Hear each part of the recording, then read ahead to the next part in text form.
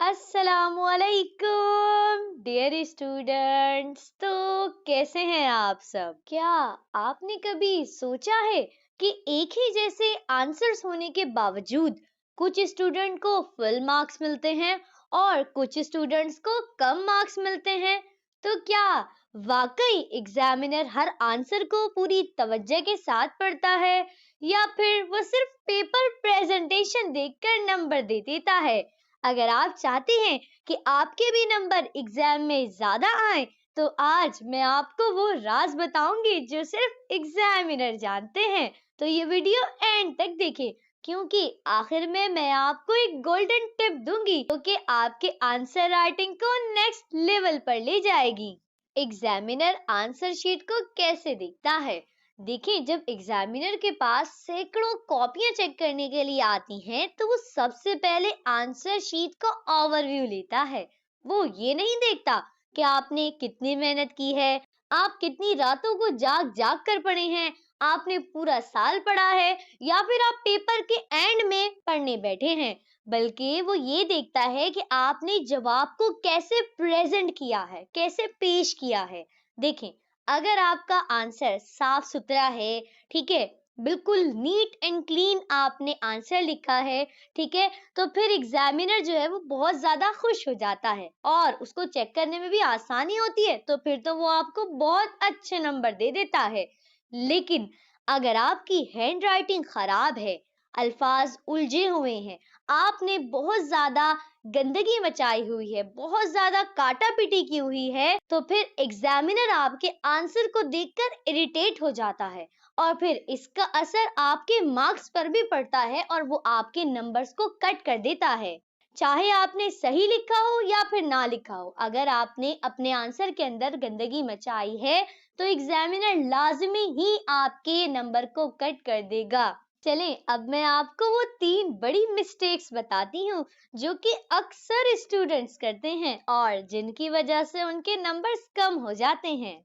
देखिए, सबसे पहली गलती जो कि अक्सर स्टूडेंट्स करते हैं वो ये है कि वो बेतरतीब और लंबे आंसर लिखकर आ जाते हैं। देखिए, एग्जामिनर के पास इतना टाइम नहीं होता है कि वो आपके आंसर्स को बैठकर पढ़े। उसको आप जानते हैं कि हर कॉपी को चेक करने के पैसे मिलते हैं, तो वो जितनी ज्यादा कॉपियां चेक करेगा उसको उतने ज्यादा पैसे मिलेंगे। देखिए, आप एग्जामिनर के दिमाग के साथ खेलें। आप वो मत लिखें जो कि आप चाहते हैं, बल्कि आप वो लिखें जो एग्जामिनर चाहता है। देखिए, आप लोगों ने पूरा साल जितनी भी मेहनत की है, जितनी भी मुश्किल के साथ पढ़ा है, इससे एग्जामिनर को कोई गर्ज नहीं है। वो सिर्फ ये देखता है जो कि आपने अपनी आंसर शीट के अंदर लिखा है। तो देखिए, अगर आप अपने शॉर्ट क्वेश्चन के भी बहुत ज्यादा लॉन्ग लॉन्ग आंसर लिख कर आएंगे, तो इससे एग्जामिनर जो है वो बहुत ज्यादा इरिटेट होगा और इससे आपका टाइम भी जो है वो बहुत ज्यादा जाया हो जाएगा। तो देखिए, इसका सॉल्यूशन क्या है? आप अपने आंसर को प्रॉपर नंबर डालकर लिखें, प्रॉपर हेडिंग्स का इस्तेमाल करें। बहुत ज्यादा अपने आंसर को कट वगैरह बिल्कुल भी नहीं करें, ना कोई बहुत ज्यादा वाइटो का इस्तेमाल, रिमूवर का इस्तेमाल बिल्कुल भी नहीं करें। देखिए, अपने पेपर को आप जितना साफ सुथरा लिख सकते हैं उतना ज्यादा आप साफ सुथरा लिखेंगे। और दूसरी बात कि आपके आंसर के अंदर जितने भी इम्पोर्टेंट पॉइंट्स होते हैं, इम्पोर्टेंट वर्ड्स होते हैं, आपने उनको पॉइंटर से या फिर कट मार्कर से लाजमी हाईलाइट करना है, ताकि एग्जामिनर की नजर डायरेक्ट उसी वर्ड पर पड़े और वो देखे कि वो वर्ड ठीक लिखा हुआ है और बस वो टिक टिक करके आपको सही से नंबर दे दे। देखिए, और दूसरी सबसे बड़ी गलती जो कि अक्सर स्टूडेंट करते हैं कि उनकी राइटिंग जो है वो इतनी ज्यादा खराब होती है कि उनको खुद ही पढ़कर समझ नहीं आता है कि उन्होंने लिखा क्या है।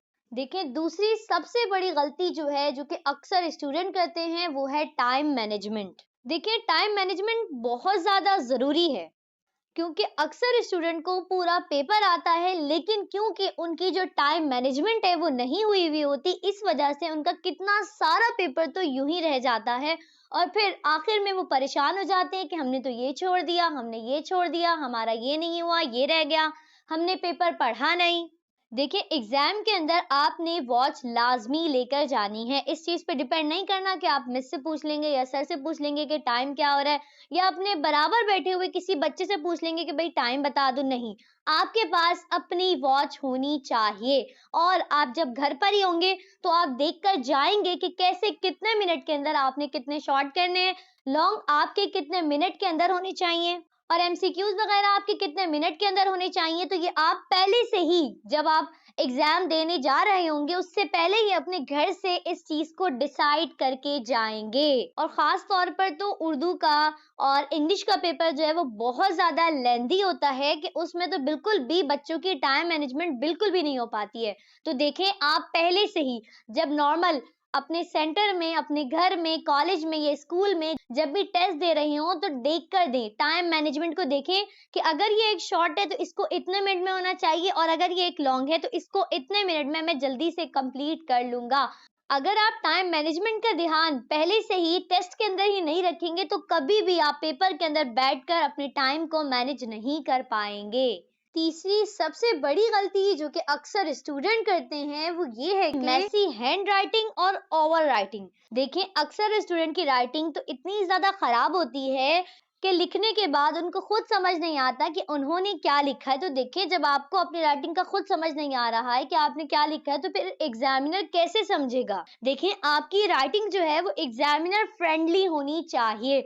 मतलब आप ऐसी राइटिंग मत लिखें जो आपको पसंद है, या फिर आप ये कहें कि नहीं ये तो मेरी राइटिंग है। नहीं, आप ऐसी राइटिंग लिखें जो एग्जामिनर को पसंद है।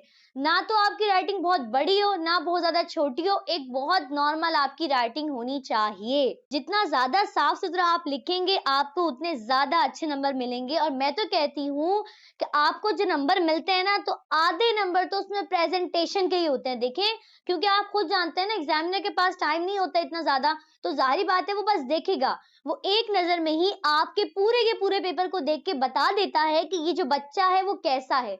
अब जरा आप खुद सोचें, जो बच्चा ऐसा होगा जिसको पढ़ने का बहुत ज्यादा शौक होगा तो वो सबसे पहले अपनी राइटिंग के ऊपर फोकस करेगा। ठीक है कि भाई मेरी राइटिंग जो है बहुत अच्छी हो, मुझे प्रॉपर कट मार्कर से लिखना है। और ऐसा बच्चा जिसको पढ़ने लिखने का शौक नहीं होगा तो वो कहेगा कि भाई जैसी भी मेरी हैंड राइटिंग है, खैर है, किसी को क्या फर्क पड़ना है। तो देखिए, एग्जामिनर भी तो यही देखता है ना, वो जैसे आपकी कॉपी को देखेगा, अगर आपकी हैंड राइटिंग अच्छी है तो वो फौरन समझ जाएगा भाई पढ़ने वाला बच्चा है। और अगर आपकी हैंड राइटिंग खराब है तब भी उसको फौरन समझ आ जाएगी कि भाई इस बच्चे का पढ़ने में कोई इंटरेस्ट नहीं है, तो वो आपको नंबर भी ना फिर ऐसे ही देगा। और दूसरी बात, ये जो नॉर्मल पॉइंटर्स मिल रहे हैं ना, जो लोकल दुकानों से मिल रहे हैं, आप इनको तो बिल्कुल भी बाय मत करें, क्योंकि इनसे तो बिल्कुल भी अच्छी हैंड राइटिंग नहीं हो सकती आपकी, ना ही आप बहुत प्यारा लिख सकते हैं। ठीक है, बल्कि आप लोगों के पास 605 कट मार्कर या फिर आपके पास 604 कट मार्कर। देखें, बस मेन चीज ये है कि जब भी आप कट मार्कर को खरीदे तो आप चेक करें कि जो कट मार्कर है, क्या उसकी जो नोक है वो वाकई में बराबर है या फिर हल्की सी टेढ़ी कट हुई हुई है। अगर उसकी नोक बिल्कुल बराबर है तो फिर आपने उसको बिल्कुल भी बाय नहीं करना है, और अगर वो टेढ़ी कट हुई हुई है तो फिर आप लाजमी उसको बाय करें। और अगर आपको अभी उनसे नहीं लिखना आता है तो कोई मसला नहीं है, अभी आप सिर्फ उनको बाय करें और आप नॉर्मल लिखें। जब आपके पास टाइम हो फिर आप प्रॉपर कट मार्कर से लिखना सीखिएगा, और जब आपके पास प्रॉपर टाइम हो तो फिर आप कट मार्कर से प्रॉपर हेडिंग को डालना सीखिएगा। और अगर आप ऐसे सवाल को अटेम्प्ट कर रहे हैं जिसके अंदर पॉइंट्स है तो फिर आपने उन पॉइंट्स को भी कट मार्कर से ही डालना है।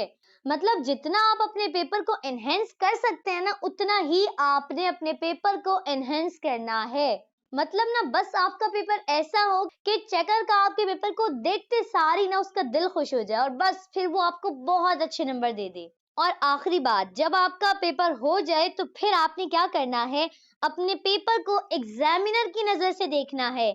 जी हाँ, आप फिर कंसीडर करें कि भाई आप एग्जामिनर हैं और आप किसी बच्चे की कॉपी को चेक कर रहे हैं, और फिर आपको समझ आएगा कि आपने क्या क्या गलतियां की हैं। या फिर अगर आप एग्जामिनर होते और अगर आपके पास ये कॉपी आई होती तो फिर आप इसको कितने नंबर देते। देखें, अपनी गलतियों को खुद एनालाइज करना सीखिए, खुद पहचाने, तभी आप उन्हें ठीक कर सकते हैं। देखिए, छोटी छोटी चीजें ही होती हैं जिन्हें अक्सर बच्चे जो हैं वो इग्नोर कर देते हैं। वो पढ़ते तो बहुत अच्छा है, पूरा साल पढ़ते हैं पूरी मेहनत के साथ, लेकिन उन्हें छोटी छोटी बातों का नहीं पता होता, जिसकी वजह से उनके जो नंबर्स हैं वो वैसे नहीं आते जैसी उन्होंने मेहनत की होती है।